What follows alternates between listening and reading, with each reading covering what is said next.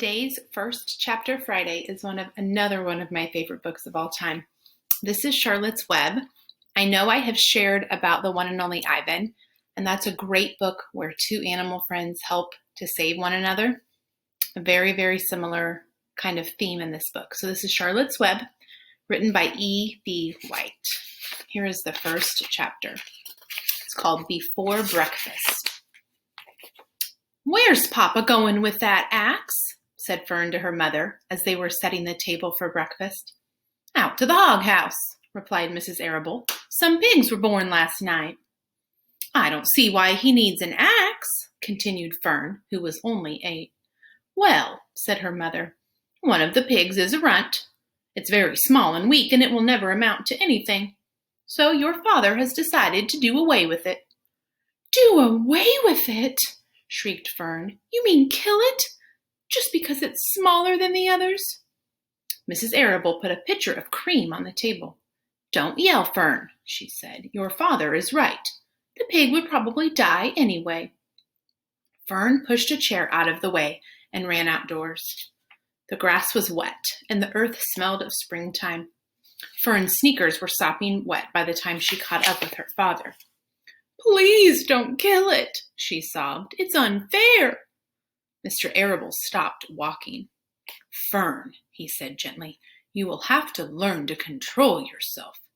"Control myself," said Fern. "This is a matter of life and death, and you talk about controlling myself?" Tears ran down her cheeks as she took hold of the axe and tried to pull it out of her father's hand. "Fern," said Mr. Arable, "I know more about raising a litter of pigs than you do. A weakling makes trouble. Now run along." "But it's unfair," cried Fern. "The pig couldn't help being born small, could it? If I had been very small at birth, would you have killed me?" Mr. Arable smiled. "Certainly not," he said, looking down at his daughter with love. "But this is different. A little girl is one thing. A runty pig is another." "I see no difference," replied Fern, still hanging on to the axe. "This is the most terrible case of injustice I ever heard of." You can see, here's the illustration. A strange look came over John Arable's face. He seemed almost ready to cry himself. "All right," he said. "You go back to the house and I'll bring the runt when I come in. I'll let you start it on the bottle like a baby. Then you'll see what trouble a pig can be." When Mr. Arable returned to the house half an hour later, he carried a carton under his arm. Fern was upstairs changing her sneakers. The kitchen table was set for breakfast, and the room smelled of coffee, bacon, damp plaster, and wood smoke from the stove. "Put it on her chair," said Mrs. Arable. Mr. Arable set the carton down at Fern's place.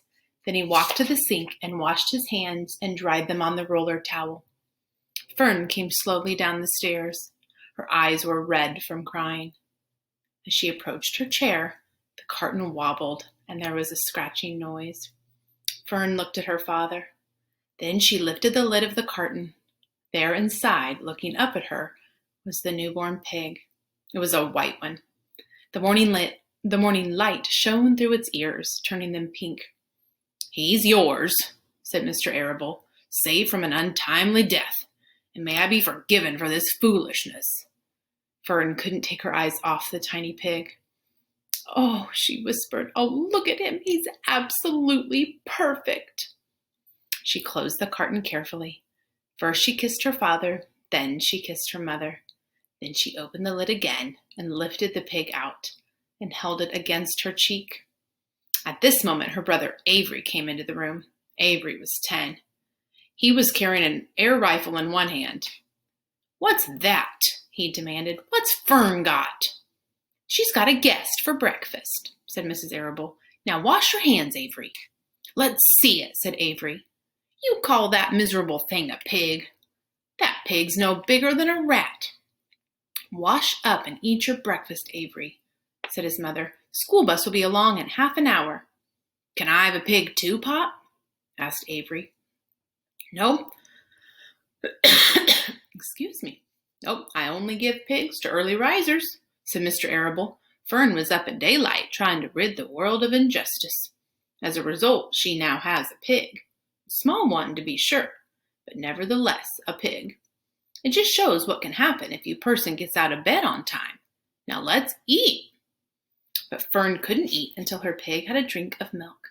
Mrs. Arable found a baby's bottle. She poured warm milk into it and gave it to Fern.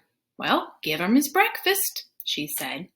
A minute later, Fern was seated on the floor in the corner of the kitchen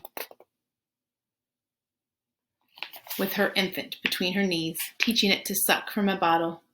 The pig, although tiny, had a good appetite and caught on quickly. The school bus honked from the road. Run, commanded Mrs. Arable, taking the pig from Fern and slipping a donut into her hand. Avery grabbed another donut. The children ran onto the road, and climbed onto the bus. Fern took no notice of others on the bus. She just sat and stared out the window, thinking what a blissful world it was and how lucky she was to be in charge of a pig. By the time the bus reached school, Fern had named her pet, selecting the most beautiful name she could think of. Its name is Wilbur, she said to herself. She was still thinking about the pig when the teacher called on her. Fern, what's the capital of Pennsylvania? Wilbur, replied Fern dreamily. The classmates giggled, and Fern blushed. And that is the end of chapter 1. If that has grabbed your interest, I highly suggest you read Charlotte's Web. It is a beautiful, exciting, and funny story.